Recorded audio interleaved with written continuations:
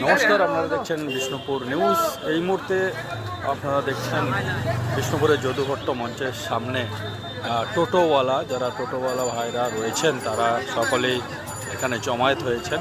তার কারণ হচ্ছে যে এই যে হঠাৎ করে যে রেজিস্ট্রেশন, সরকারি নিয়মে রেজিস্ট্রেশন করাতে হবে এবং তার জন্য যে মোটা টাকা দিতে হবে সরকারকে, সেই নিয়ে তাদের আপত্তি এবং এর একটা সলিউশন যাতে বের হয় তার জন্য তারা বিধায়কের কাছে এসেছেন। বিধায়ক অবশ্য তাদেরকে যেটুকু আমরা জানতে পারলাম যে বিধায়ক তাদের সঙ্গে এ নিয়ে আলোচনা করেছেন। তো আমরা একটু জানবো। দাদা বলছি, আপনারা আজকে কী জন্য এসেছেন এখানে যদি বলেন? আমাদের মিটিং ছিল, এমএলএ সাহেব ডেকেছিলেন মিটিংটা। হ্যাঁ, আপনাদের কি সমস্যাটা কি? সমস্যা যে আমাদের 15,000 টাকা করে রেজিস্ট্রেশন করার খরচা, এটা আমাদের তরফ থেকে গোটা ওয়েস্ট বেঙ্গলে 3,000 টাকা করে হয়েছে নাকি শুনলাম। এমএলএ সাহেব বললো 3,000 টাকার মধ্যে ওটা হয়ে যাবে।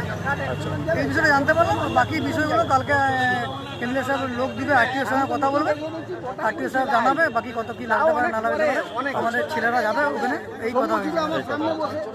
কি নাম আপনার? আমার নাম সমরেশ সূত্রধর। আপনারা কতজন আছেন টোটো চালক বিষ্ণুপুরে? প্রায় 1000 পেরিয়ে যাবে। সব মিলে 1000 আছে। 1000 পেরিয়ে যাবে। ঠিক আছে, ধন্যবাদ।